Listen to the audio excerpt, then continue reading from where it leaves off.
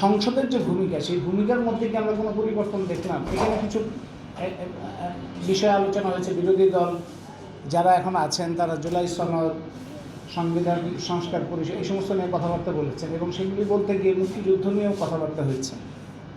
কালকে দেখলাম, কালকে না পরশু শেষ দিনে বোধহয় বিরোধী দলের নেতা, জামাতে ইসলামীর নেতা, তিনি ক্ষোভ প্রকাশ করেছেন যে ইতিহাস নিয়ে টানাটানি কেন, আমরা ইতিহাসের গাল গল্প শুনতে আসিনি। মুক্তিযুদ্ধ কোনো গাল গল্পের বিষয় না, মুক্তিযুদ্ধ কোনো গাল গল্পের বিষয় না। মুক্তিযুদ্ধ হচ্ছে বাংলাদেশের জন্য তার অস্তিত্বের প্রশ্ন।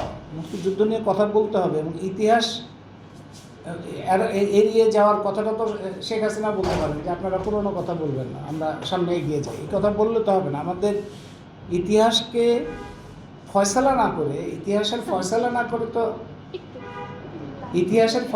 করে তো সামনে অগ্রসর হওয়া যাবে না। ইতিহাসের ফয়সালা তো করতে হবে এবং সামনে অগ্রসর হওয়ার প্রক্রিয়ার মধ্যে দিয়েই ইতিহাসের ফয়সালা করতে হবে এবং সেখানে মুক্তিযুদ্ধ খুব গুরুত্বপূর্ণ বিষয়, 90-এর গণঅভ্যুত্থান গুরুত্বপূর্ণ বিষয়, 24-এর গণঅভ্যুত্থান গুরুত্বপূর্ণ বিষয়। মানুষের লড়াই, যত লড়াই হয়েছে, যে দাবিগুলো উঠেছে, সেই দাবিগুলো খুব গুরুত্বপূর্ণ এবং সেগুলো বিচার বিশ্লেষণ এবং পর্যালোচনার মধ্যে দিয়েই আমাদের সামনে অগ্রসর হতে হবে। সেটা ধামাচাপা দিলে তো হবে না, কার্পেটের নিচে রাখলে হবে না, এটা পরিষ্কার ফয়সালা করতেই হবে। যার যে দায় ইতিহাসে, সেই দায় তো তাকে পূরণ করতে হবে, সেই দায় তাকে নিতে হবে এবং সেই দায় মুক্তি দেওয়া যাবে না কাউকে।